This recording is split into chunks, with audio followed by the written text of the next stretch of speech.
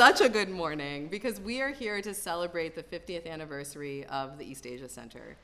And I could not be happier or more proud to be here with all of you, with our alums, with our faculty, with our students, with our so many supporters. As the director, my name is Ann Kokis, and as the director of the University of Virginia's East Asia Center, it is such an honor to open this conference celebrating 50 years of the East Asia Center at UVA.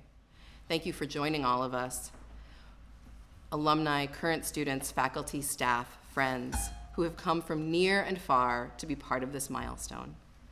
When the center was founded, it began as a modest interdisciplinary experiment, a place where people across grounds who cared about China, Japan, Korea, and later Southeast Asia could study the regions, languages, histories, and politics together. 5 decades later, that experiment has grown into a thriving community that supports research, teaching, and cultural programming, student opportunities that connect Charlottesville to East and Southeast Asia across the region's languages, literatures, arts, architecture, religion, sociology, media, history, law, politics, and public health.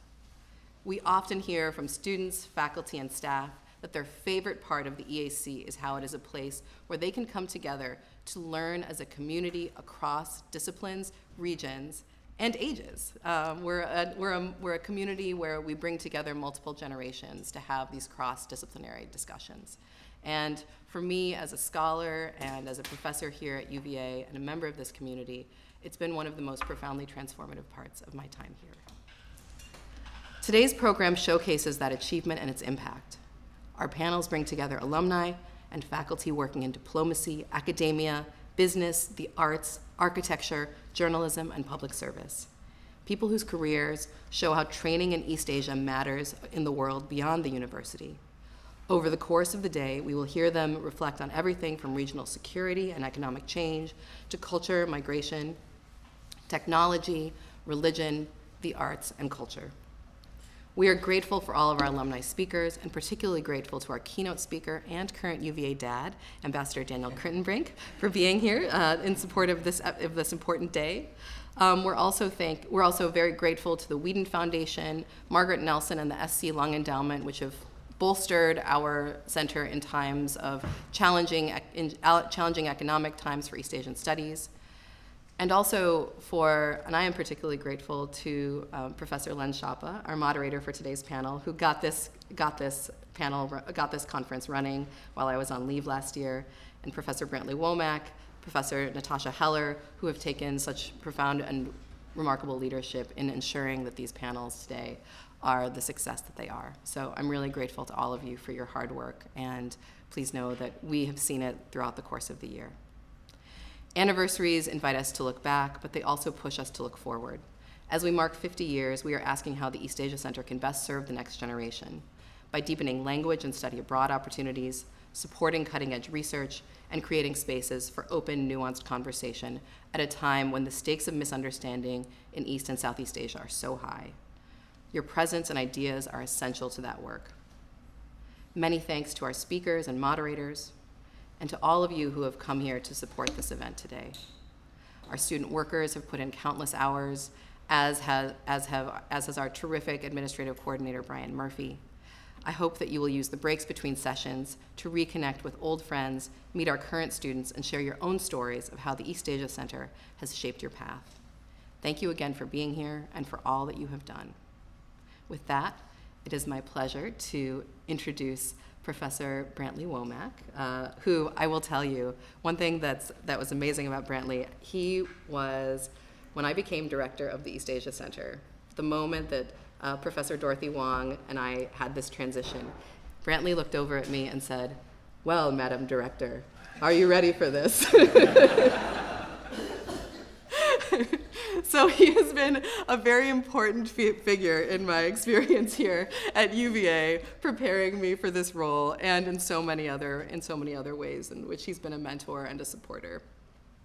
Professor Womack is a professor of Foreign Affairs Emeritus and senior faculty fellow at the Miller Center, the author most recently of Recentering Pacific Asia, Regional China, and the World Order in 2023, as well as numerous other very important books, and and most importantly for today's purposes, has been the mentor of countless graduate students, of undergraduate students, of faculty members, not just at UVA, but across the country and across the world.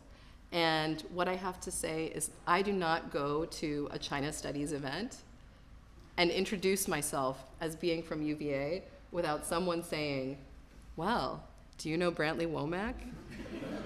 And then it'll be some story. There are two categories of stories, actually. One is either the way that he helped them grow in their career. The other stories are about great food or travel experiences that they had with Brantly. And I can think of really no better legacy that one can have for their life, honestly.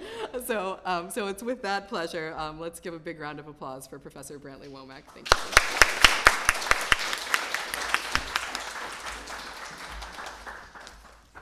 Thank you very much.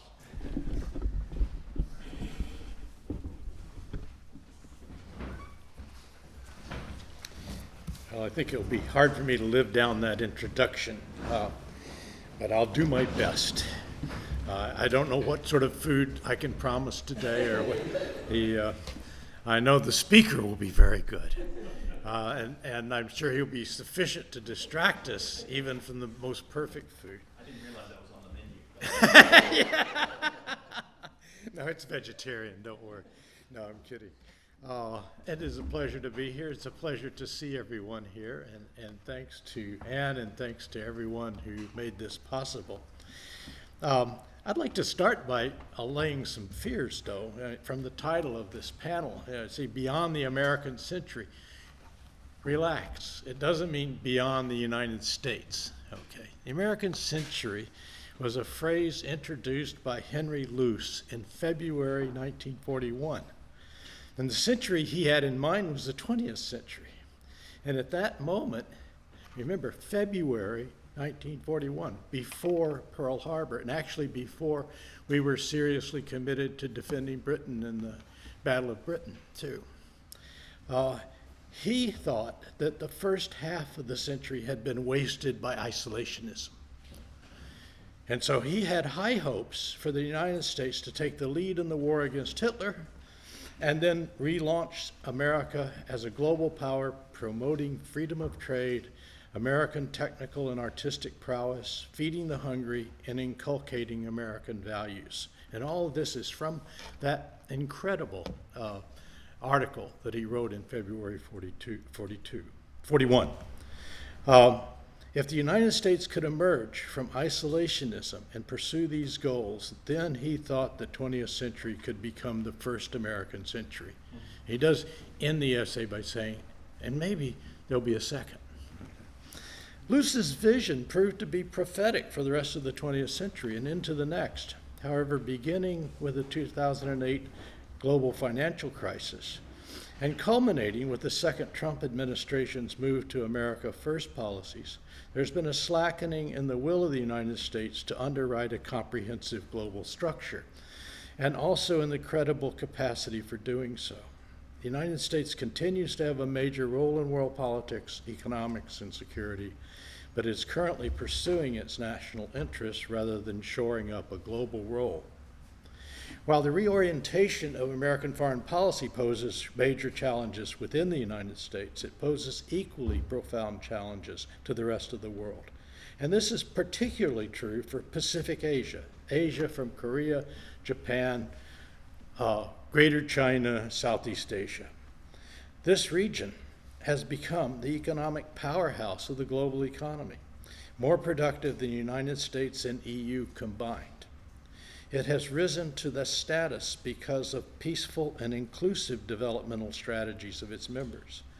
However, the region's prospects confront major political challenges. The region emerged under the wing of the American century, but its regional and global economic prospects have become closely bound up with its member China. Beyond regional hotspots and adjusting to global rivalry, there's the current century's pressing problems of climate and the technological frontier of AI. So, worth talking about, and that's what we'll do in this panel. And I couldn't be happier with the panel that we have assembled here, there's no greater joy in a professor's life than successful students. And these are among our many successful students who will educate us on the views of Pacific Asia, what this change in American policy has meant for Pacific Asia. And our first speaker will be Alice Ba, talking about Southeast Asia. And Alice is the Emma Smith Morris Professor in the Department of Political Science and International Relations, University of Delaware. And as Ann said, when she goes to a China conference and hears about me, when I go to a Southeast Asia conference, I hear about Alice. And I'm happy that we're starting, considering how long it took Southeast Asia to get into the East Asia Center. I'm glad we're starting with Southeast Asia presently. Our next speaker after Alice will be Ka Tsung, Professor of Political Science, University of Massachusetts Amherst. And she is the prophet of the group. Her books include Trade Threats, Trade Wars, 2004, Greening China, 2011, and then most recently, and perhaps particularly relevant for the panel, Fragmenting Globalization in 2021. So she can tell us about the future. So Ka will be talking, and she'll be presenting China, of course. And Guanyi Liu will be presenting how things look from Taiwan. She's the Assistant Professor of Political Science and International Affairs, University of Mary Washington. And she's recently published on the effects of Trump's tariffs on Taiwan. So she's the most recently published on the types of things that have happened in the last 16 months. Then after Guanyi on Taiwan, we'll have Stephen Green from Toyo University in Tokyo. And he's Associate Professor, Faculty of Law, but he'll be able to help us with the hands-on aspects of these global rivalries because he's the director of the Toyo University sumo team. So that's certainly special. So you may have to get out of your chair and demonstrate. And then about Korea, we will hear from In-han Kim, Ewha University, Women's University in Korea. And he's Associate Professor of Political Science and International Studies there, but he was Vice President for International Affairs at Ewha Women's University from 2022 to 2025. And he currently advises the Ministries of Foreign Affairs and National Defense in Korea. So he'll be able to tell which of the moves that Stephen demonstrates are applicable in Korea. And finally, and certainly not least, is our commentator and stimulator of discussion, Len Schoppa. And Len Schoppa, I assume everyone knows Len Schoppa, but I want to particularly stress the fact that he recently received the Order of the Rising Sun from the Emperor of Japan, one of Japan's highest. And I was going to say,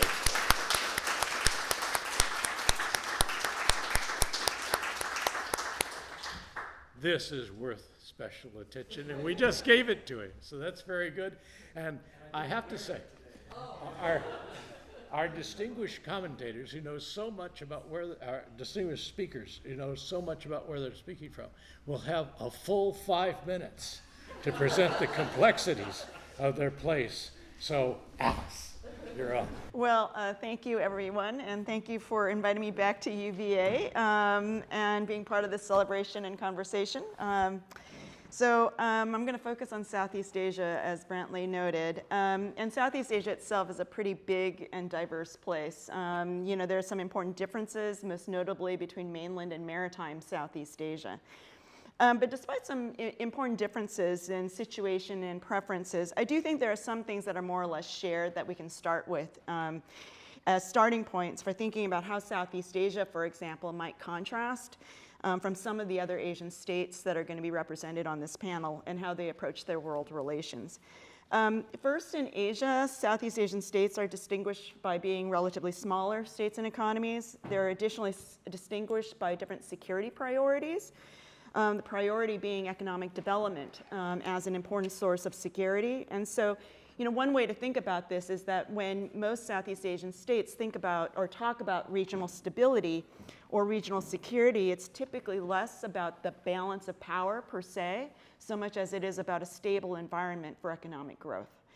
And then finally, third, Southeast Asian states are distinguished by an established regional institution, and that is the Association of Southeast Asian Nations, which is a tool, an institutional tool that other states don't have.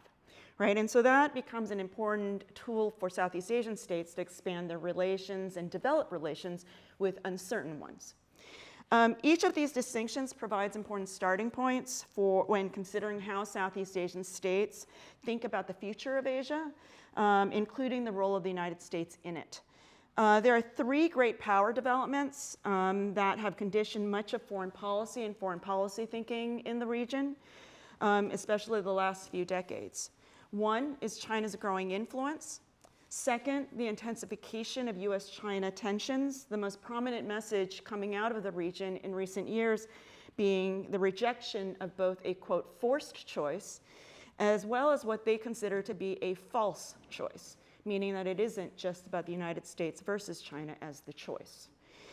Three, persistent and chronic questions about the durability of US commitments.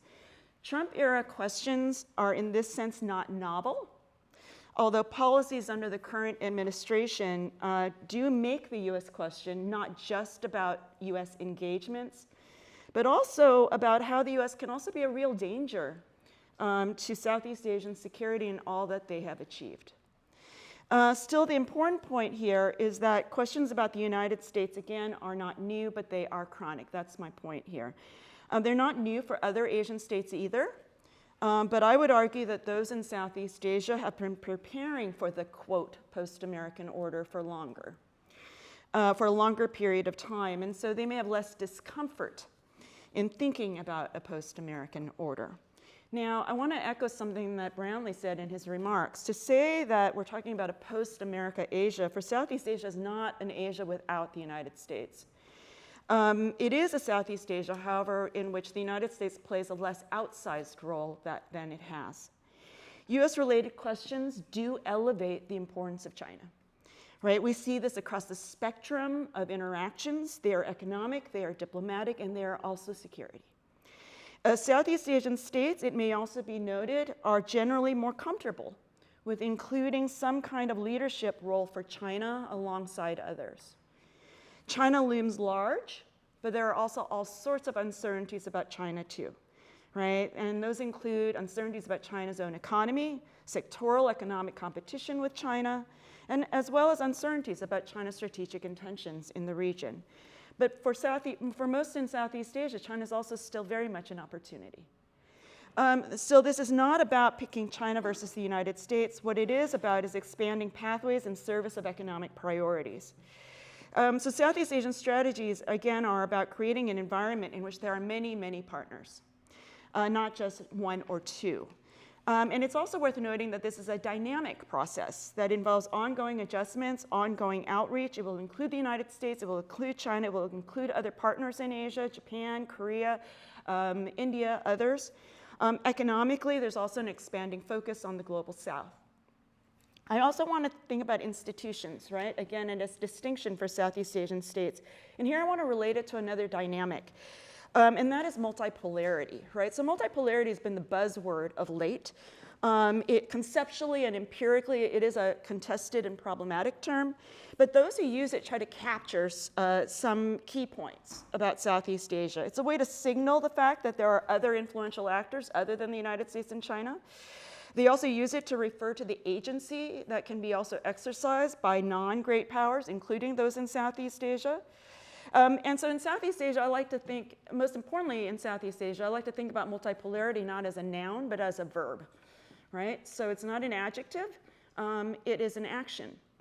And so we can think of that as a bilateral strategy, as an institutional strategy, and that is where institutions do come in because they help to institutionalize, proactively institutionalize, engage both uncertain powers and a range of other powers as well beyond against the biggest ones.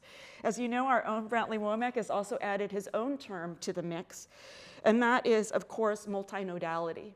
Right? And so we can also think about multinodality in the context of Southeast Asia as well. And here it's less about, for example, creating different poles of power, but actually multiple connections, multiple relationships. Right? And those multiple connections and relationships also offer tools of flexibility to moderate, right, some of the changes and uncertainties that are taking place in Asia.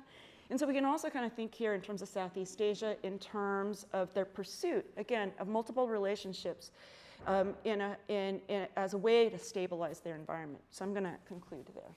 Did I make time? You did. I didn't want to be cut off. You set a bad example. And now, Ka, maybe you'll tell us how China feels. They're so transparent. I'm sure you can do it in maybe 3 minutes instead of 5. That'd be great. Let's see. So first of all, thanks to the East Asian Center for organizing this amazing event. It's really great to be back on the grounds for the first time after many, many years. And I'll address this issue by following a different structure, more or less addressing the 4 or 3 questions that Brantly raised in your email. So first of all, the relationship of China with the United States in relation to the American century, and here it's important to note that China has emerged has largely risen within the U.S.-dominated unipolar system until very recently. The U.S. efforts to cultivate China did not really pan out as a result of geopolitical dynamics and rising nationalism within China early on during the decade, during the pre-1945 period. But since then, China has gradually emerged. During much of the Cold War years, China lived in relative diplomatic isolation and economic isolation with the United States and its Asian partners. And it was not until the latter half of the last century that the country has embarked on a transition toward integration from the United States, so that we have seen the increasingly close economic interdependence between the two countries. China has benefited significantly from American trade, foreign direct investment, and the stability provided by the United States. And American firms have also become increasingly comfortable about inserting themselves into Asian-centered global supply chains, so that by the early 2010s, we started to see the growing Chinese challenge to American dominance, a process that was further accelerated as a result of China's entry into the WTO and the global financial crisis. So this leads us to the current era of strategic competition between the United States. China has not necessarily ended the American century, but it's increasingly challenging the US dominance from within, and we're seeing a much more contested era of American power and a situation of growing complex interdependence between the United States and China. And then at the same time, it should also be noted that China's rapid rise occurred against the background of a rapidly evolving regional landscape. China is firmly anchored in the Asian-Pacific region. This is a region that is characterized by a long list of maritime and territorial disputes that has increased the potential for a crisis between major powers. It is also a region that is economically integrated, closely tied to China, despite recent pressures of decoupling, the recent pressures towards the separation of the 2 largest economies of the world. There is a high degree of asymmetrical dependence between many of the Asian partners and China. And yet in the security sphere, the region is closely tied to the United States. So this really raises the challenge for diplomatic management for the Chinese leadership, especially in the current era. When we look at the security dynamics, this has increased, the recent developments has further heightened the pressure on the Chinese leadership to respond to growing pressures from the United States and its allies. The region is becoming more fragmented and more divided compared to the past. And at the same time, it's increasingly subjecting Chinese actions to scrutiny by the United States and its allies. At the same time, it really, raises considerable challenges for the Chinese leadership in terms of diplomatic manage and really cultivate the goodwill of nation partners. And at the same time, it creates opportunities for the Chinese leadership in terms of projecting its influence abroad. And so just to tie this to the competition about artificial intelligence and the environment, the climate. And here we see that the growing global rivalry, strategic rivalry, is increasingly extending into these other issue areas of global governance. And here, the United States and China, the erosion of trust between the two countries will likely further impede progress toward cooperation on these important issues. And further adding to the picture is the differences in the divergences in domestic models of governance with respect to AI and climate change. On the issue of artificial intelligence, for instance, the United States and China operates according to very different models. The Chinese model, the US model is much more decentralized. It focuses on market-based, decentralized ecosystem, where the Chinese system is much more centralized, state-led. It's much more top-down. Emphasis the use of artificial intelligence for surveillance and integration of AI as part of industrial policy. So these domestic differences are likely to accentuate the difficulties of bilateral cooperation in this important area. And as well, in the area of climate change, China also approaches the issue from a different perspective. China is the largest emitter of greenhouse gases, and at the same time, it is also a major producer of coal and other pollutants. And China's energy search for security energy and its insistence as a developing country has made it increasingly difficult for China to align its policy preferences with the United States on the issue of global climate cooperation, so that on those important issues, we're likely going to see the persistence of differences that impedes bilateral cooperation going forward. Very good. Thank you, Ka. And our next speaker will be Wang Yu and on Taiwan. And I think besides Taiwan's obvious importance in the region, and besides Taiwan's obvious the tensions in the cross-strait, one additional reason for having special attention to Taiwan is that the East Asia Center has wonderful alumni in Taiwan, and I would like to shout out to those, our alumni organization in Taiwan, and in general, the people who would find it difficult to attend this lunch, but are certainly with us in spirit. And Wang Yi taught for a long time in Taiwan before coming to Mary Washington. I'm glad you returned. Thank you. Thank you, Professor Womack. I'm very honored to be here, and I was very emotional yesterday when I came back, and then I have both of my great mentors being here, and the Professor Womack and the Professor Schoppa, and I have all these very established classmates, and actually their publication really inspired me. That's how I decided to go to the field of international political economy. So I would like to share some of my perspective on how these Sino and the U.S.-American competition, to some extent, they create these kind of different forms of vulnerability to Taiwan case. You can see Taiwan is definitely on the front seat of all these things. We really observed that very quickly. So I would like to see, to some extent, some of these policy and how Taiwan adjusts. To some extent, for Taiwan, it has a very unique international space.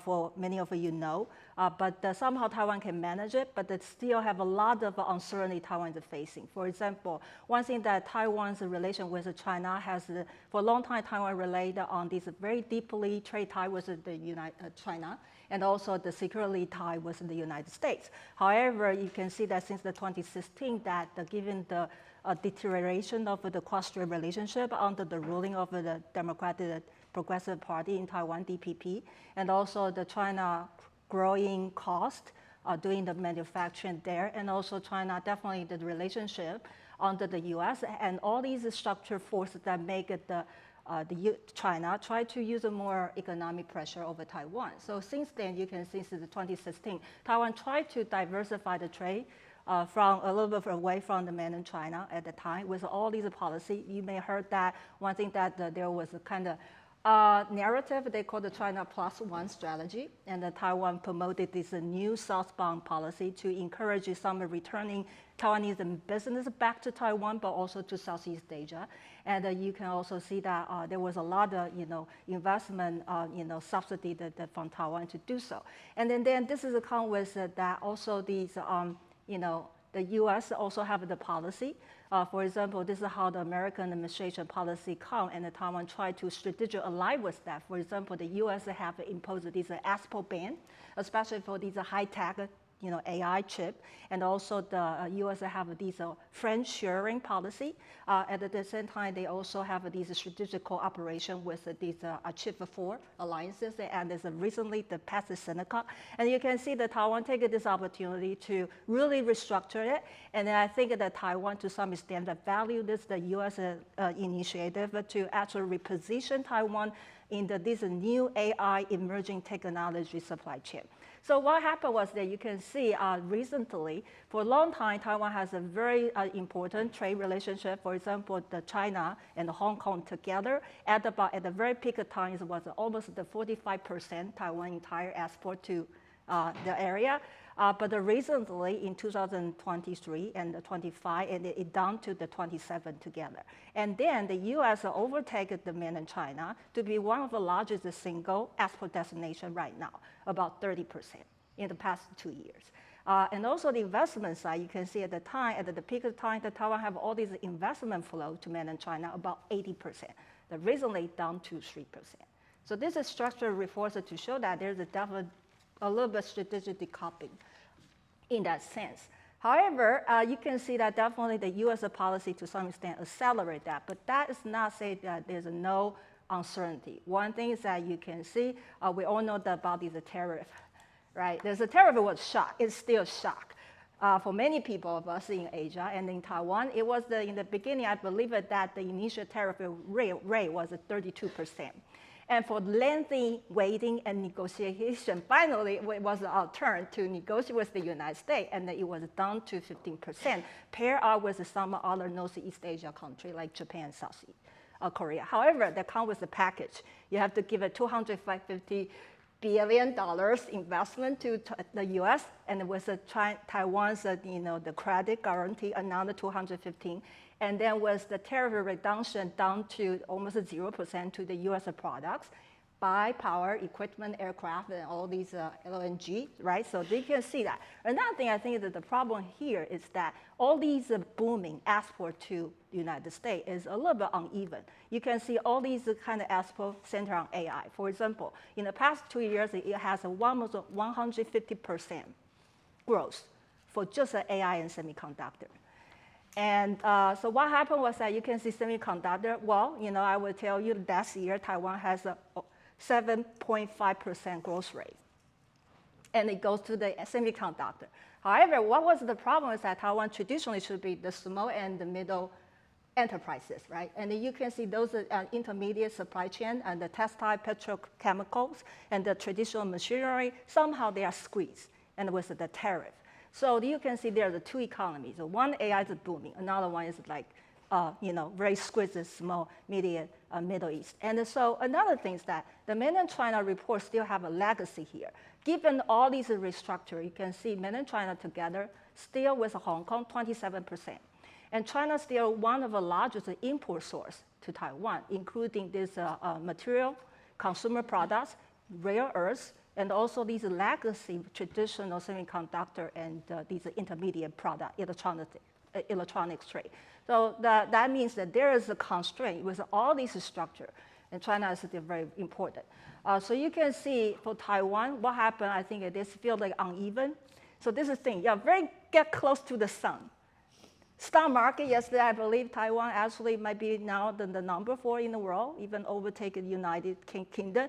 But somehow you feel that atmosphere in Taiwan, feel that uncertainty. People worry about the erosion of that silicon, shell. You are choke point, but you are people be choke point by the choke, being choked. That concern. So I think there is a concern about that. And militarily, you can see that yes, the United States approved one of the largest historical record, 1.1 billion military, arms sale to Taiwan. But you can see the U.S. now phrased that they wanted to have a more burden sharing to burden shifting. They request the ally to be models to have a higher defense, the budget. And then I think the White House, there's an official told the Taiwan, you should consider to increase it to 10% of GDP. So I think it is very hard for Taiwan. And President Trump still may not be very, kind of openly to share that his view about Taiwan, to defend Taiwan. So there's an ambiguity. So I think for Taiwan, they don't know all these structure, these dependence of facing the U.S. may be also transactionary, more conditional. So I think that sense of insecure to some way, it might be still there. So eventually, I think Taiwan worry about continue, China may still use this coercion, but also the U.S. created this kind of tie with security, economic, with the U.S. may also come with that, they don't know. There's some kind of, impact for Taiwan. So I will stop here. Thank you. Very good. Thank you. And now, Stephen. Thank you very much. Japan. Japan. The country in East Asia. Jump out there and Exactly. Yes, well, maybe afterwards we can move everything to another room for a CMO conference. Anyways, it really is truly a pleasure and an honor to be here. Thank you so much to Brantly and to Len and to Anne and to your staff for organizing this. You've been in touch with all of us for the last few months. And thank you to the audience for choosing to spend part of this beautiful day inside, listening to me for at least 6-ish minutes. Anyways, before I begin, I want to point out, I'm going to mention, when I mention a Japanese name, I'm going to do it last name first, as per the convention.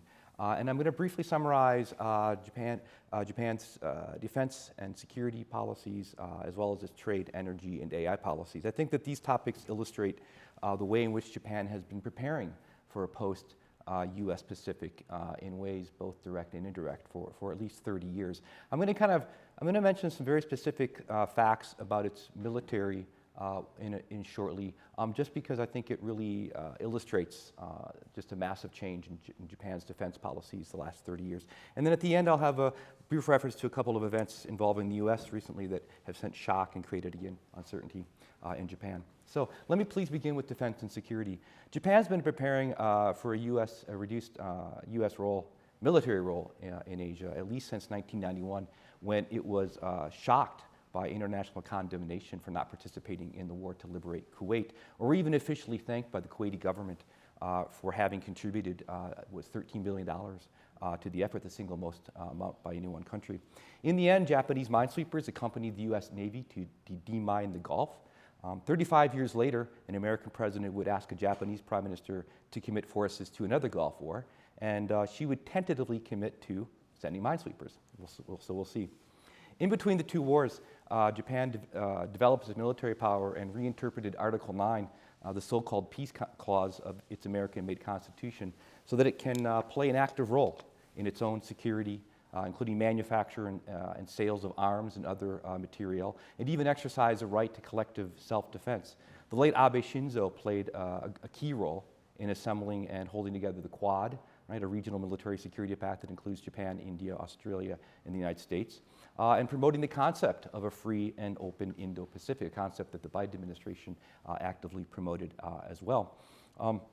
Mitsubishi made Type 12 missiles, can reach North Korea, the Chinese coast, and the Miyako Straits from their base on the slopes of Mount Fuji. The Miyako Straits lie between Kyushu, the southernmost of the main islands, and Ryukyu, which is where Okinawa is, and are considered, the straits considered key to Japan's territorial defense, but also to its so-called first island chain strategy, right? The first island chain runs from Japan to Australia with Taiwan at its heart. For its part, Taiwan apparently considers Japan an important enough ally that last year it invited retired Japan Self-Defense Forces General Iwasaki Shigeru to sit on its Defense Council as an advisor for 1 year. Japan, in the meantime, has sold 3 frigates to Australia and may sell more to the Philippines soon.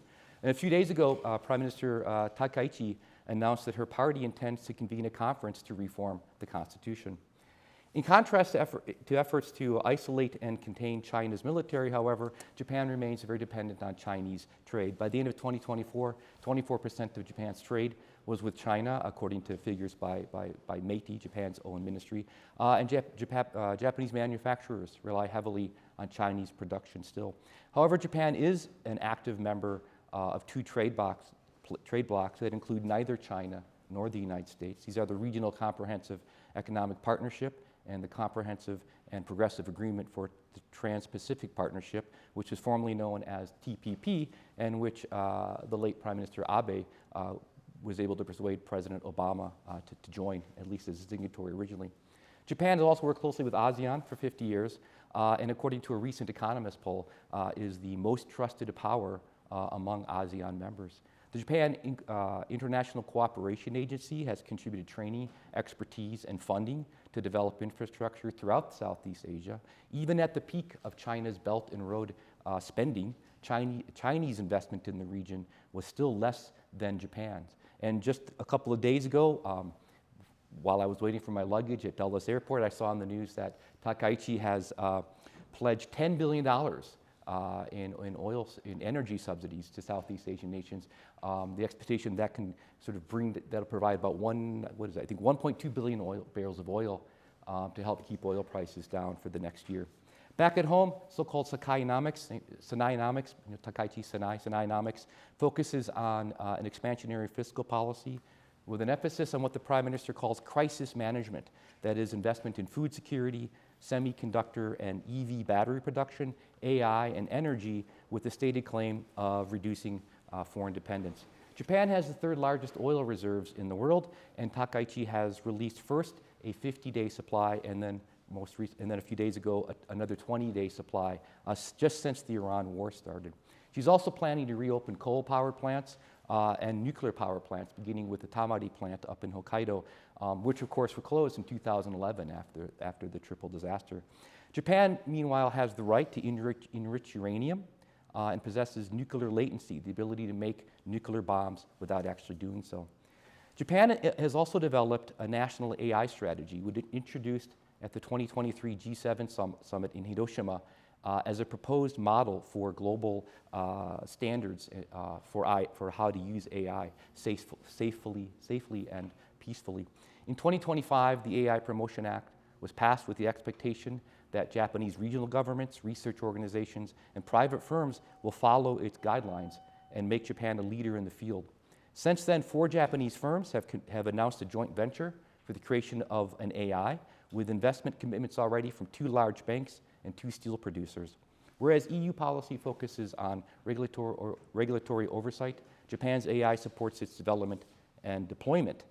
With or without the United States, in any case, Japan still faces tall hurdles to maintain its prosperity and expand its autonomy. I'll skip some of those for right now. At home, though, a declining and aging population have not spurred any support for mass immigration to solve any labor gaps. In fact, it spurred rather broad-based opposition that the LDP is riding in its policy formation. It's increasing qualifications for residency and work visas, as well as financial commitments for some of these. And Takaichi has, in her second cabinet, appointed a new minister. I have to look at my notes here. The minister in charge of a society of well-ordered and harmonious coexistence with foreign nationals. Has a nice Confucian sort of sound to it, right? And the woman in charge of that, Onada Kimi, she's actually Japanese-American heritage. She was born in Chicago. And one of her proposals is to outlaw the ability of Japanese to hold passports from other countries. Technically, you can't have dual nationality, but it's sort of, don't ask, don't tell. My son has 2 passports, right? He was born in the United States. He renews it, but officially he can't, and I don't know how they would make it illegal, but that's what she says she wants to do. During his first administration, Trump withdrew the United States from the TPP, but President Biden, to the disappointment of Japanese businesses and politicians, did not re-sign it. And then right before he left office, Biden blocked the purchase of U.S. steel by Nippon Steel. And of course, a few months later, right, his successor, Trump, would announce so-called Liberation Day. Japanese people, Japanese business managers, Japanese bankers and diplomats that I've spoken to all tell me the United States has become highly unpredictable and frankly unreliable. I think her toughest days are surely ahead of her, beginning with the fact that she doesn't have a majority in the upper house, despite her landslide win in the lower house.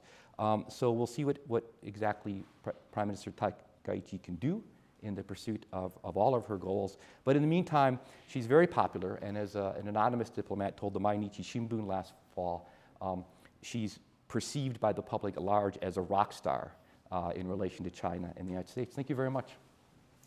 Our last speaker is Kim, who will be talking about Korea. Okay, it is always great to be back at my alma mater, and it is a real honor to be part of this meaningful event. Today, I would like to share some thoughts on how South Korea is responding to a changing strategic landscape shaped by the rhetoric of the America First and by what appears to be a partial retreat from the long-standing American leadership role in world affairs. At the end, I will mention that irony. I observe that America First is a strengthening relationship between Korea and the United States. So, South Korea, many of you remember that it's one of the world's, now people remember South Korea as the world's largest, one of the 10 big economies and trading nations. But we should remember that the beginning of the South Korea was very humble. It was once one of the poorest countries in the world. So there are many ways to explain the rise of South Korea's economy, but there are several external factors that stand out. The first one was South Korea benefited enormously from a liberal trading order the United States upheld throughout the Cold War period and for a couple of 2 decades later afterward. So during the Cold War, the United States opened up its market to countries in the liberal democratic camp, and South Korea expanded its exports to U.S. markets. As economy moved from light industry, such as a textile, to heavy industry, such as automobiles, it prospered under the U.S.-led free trade order. Later, the creation of the WTO, the United States exercised leadership in the 1990s, further broadened Korea's export markets, and the Korea-USA Free Trade Agreement in 2011 strengthened South Korea's export productivity and the competitiveness even more. The second important external factor which contributed to South Korea's rise, that was U.S.-ROK alliance. So the alliance provided the security foundation for South Korea's development. So the United States' military presence on the Korean peninsula helped deter North Korean aggression.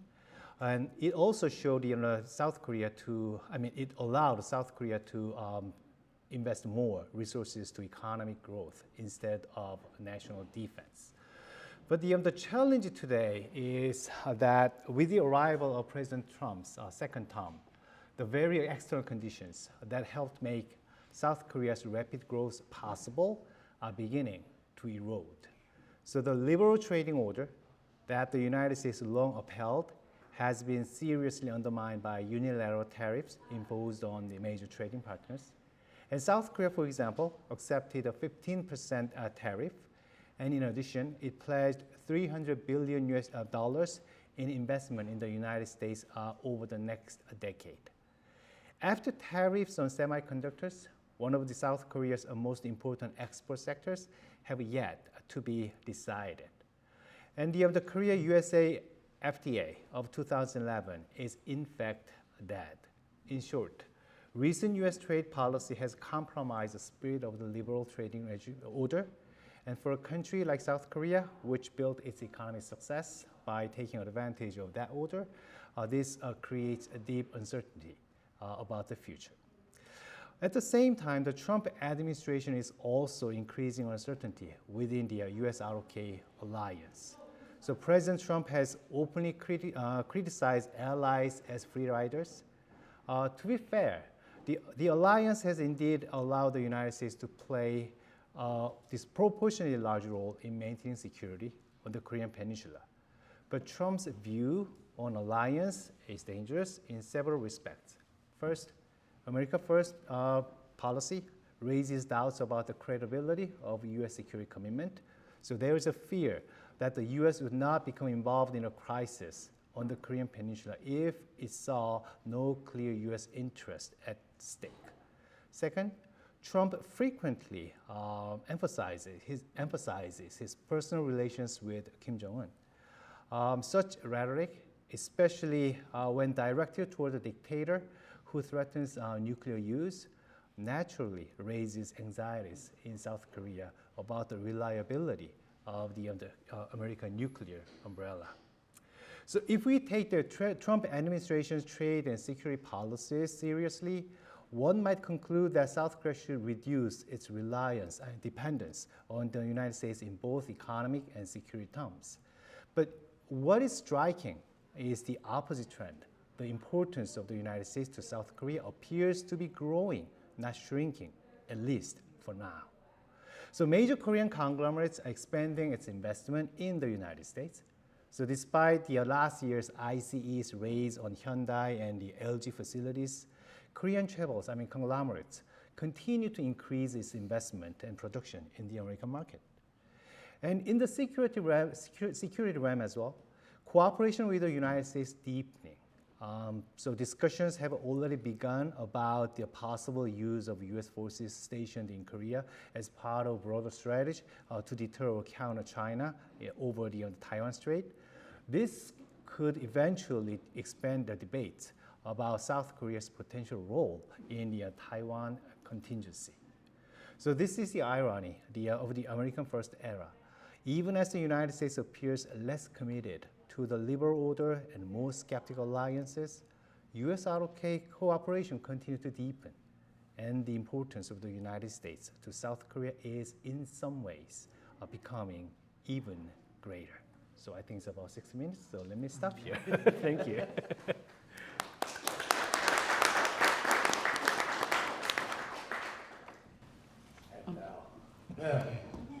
Thanks to all the panelists for sharing their remarks and sticking closely to the timetable. So we have plenty of time for a discussion among the panelists and some question and answers from the audience. I want to also thank the panelists for traveling here. Two of our panelists traveled all the way from Asia to join us today. Thank you. And I think they nicely represent the region-wide reach of UVA's East Asia Center in terms of the graduate students who come here from all over the region and in many cases go back there to contribute to the higher education of their home countries and bring the perspectives of their countries to American universities when they go on to careers there. We heard a lot about the ways in which the rise of China, which has been a long, slow, steady background factor of producing this potential post-American century, and the Trump administration, which has been a more recent and tumultuous new feature of the environment for these countries, especially on the economic side, but also in terms of security alliances. So I wanted to structure the conversation in the next stage around starting with the security side and then going to the economic side. I think you heard that many of these countries are facing, there are established methods of trying to protect themselves being thrown for a loop, uncertain about the United States' commitment as an ally, not only because of specific moves in the region, but also because of what's been happening in the Middle East and with the relations with Europe. And so one of the most recent developments, of course, is the Iran war, where on the one hand, the United States demonstrated its loyalty to Israel as an ally in taking its security concerns to heart as part of the reason for going to this war. So I'm wondering if any of the Asian countries took saw a positive sign in the willingness of the Trump administration to support its ally in the Middle East, or did you see this as coming at the expense of the ability of the United States to help its Asian allies? So that's a question, I guess, for maybe 4 of our panelists. Including Japan. Including Japan. So I'll ask Steve to go first. Since he That's right, made the mistake of yeah, to nail this 6 Right. No, I think in Japan, I don't think people in general or anyone else I've spoken to, I don't think they see it as an encouraging sign of American commitment to its allies. I think they want, what I've heard is that, what I've read is they wonder why it's this one particular ally, and they don't see it transfer. In fact, one of the Japanese concerns is that a lot of the ships and the troops that are dispatched over to the Middle East, well, they're coming out of Yokosuka, right? They're coming out of Japan. And according to the 1960 security treaty, those troops and that materiel is supposed to be there for the security of Japan, right? So that Japan doesn't have to expand itself so much. So, and then they were worried very much about Prime Minister Takaichi's meeting with Trump on the issue of the Iran war. And the fact that she came out of it, and, assuming there's no secret agreement, the fact that she came out of it with nothing more than a tentative commitment to send minesweepers maybe in the future, they counted that as a victory, if you will. But I haven't heard anybody see it as a sign of American commitment. And for South Korea, there was kind of a news report saying that Marco Rubio and his counterpart in South Korea had a phone conversation about the potential role played by Korea to help the U.S. war in Iran, especially open up the Strait of Hormuz. The thing is, the ongoing thing in South Korea these days is it would not be involved directly military manner to assist the U.S. forces or Israeli, because domestically, from the perspective of domestic politics, the war is extremely unpopular. And the second is, still South Korea needs to think about that it's kind of mostly of it's oil from Middle East coming through the Hormuz. So we have to think about kind of strategy, or safety of the cargo ship, oil tankers coming out from the area. But the South Korea used to help the international forces secure the passage of ships, so to secure the sea lanes of communication before. And South Korea is actively discussing with other countries, especially European countries, when things become stable. And now they will need some help for clearing sea mines or securing the lanes to prevent potential blockade by Iran or the other hostile forces. They're thinking of, some countries are thinking about making coalition or the multinational forces for that purpose. And South Korea is the discussion is South Korea is ready, willing to be a part of that. So that's kind of the other thing I heard. Would either of you want to add anything? Sure, I'll add something. I'm going to answer it differently, though. So I think for Southeast Asia, this is a different problem, right? So I think, and I'm going to maybe give a couple of examples. So I think it was already mentioned that, for Southeast Asia, the economics is actually pretty huge. and I'm gonna think especially about two states here. I mean, the Philippines, for example, relies, most of its overseas, I think the number is 50% of its overseas workforce is in the Middle East, right? And so this is gonna have an economic impact, right? So it's not your military question, but I'm gonna answer it in my way, right? Because I think these are the preoccupations. And so I think that's gonna be a different kind of dilemma for the Philippines, right? I have other thoughts about the Philippines on the military side, but we can talk more about that later.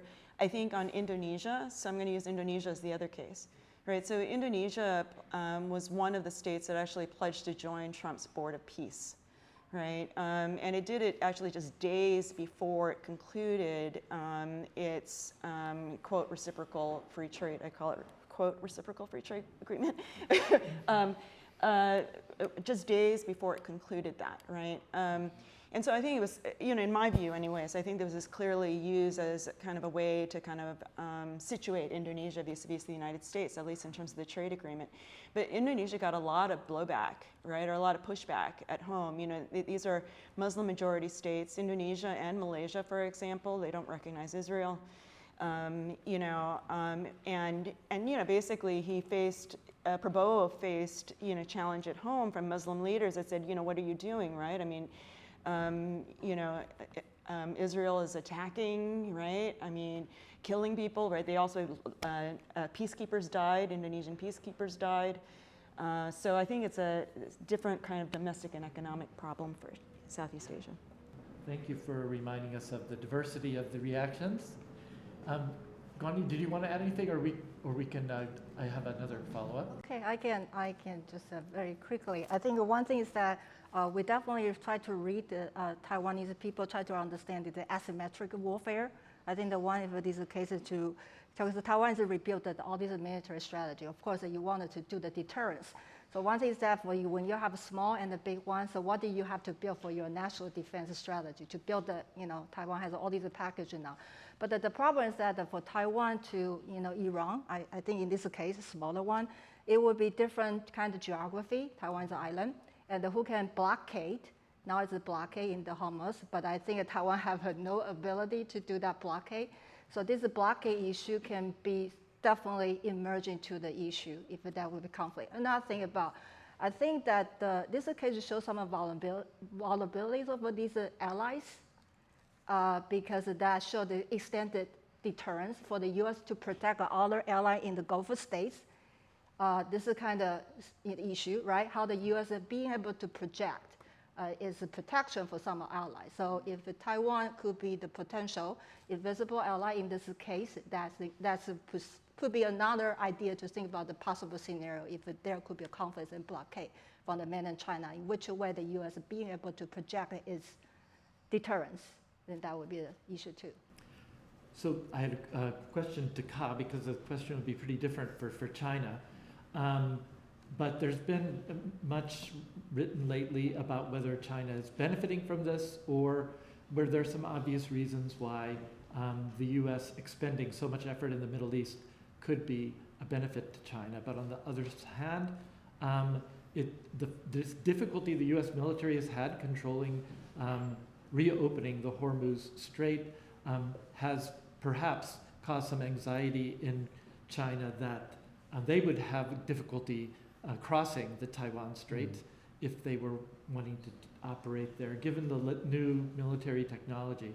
So when you balance these two, maybe pros and cons, where do you think she is? I think that China is certainly closely watching the developments in the Middle East. And we hear arguments that China may potentially benefit from the war in Iran as this diverts attention away from the Asian Pacific region. And it also provides potential opportunities for China to supply arms to the countries involved in the Gulf region. But on the other hand, there are also factors that we might want to take into consideration when looking at China's calculations. And one of which, of course, is the rise in energy prices recently that affects many countries around the world. China is not as dependent on secure energy supply from the Middle East as many other countries, but this is still a significant concern. And moreover, to the extent that the rise in energy prices affects countries around the world, not just to China. This also has the potential to impact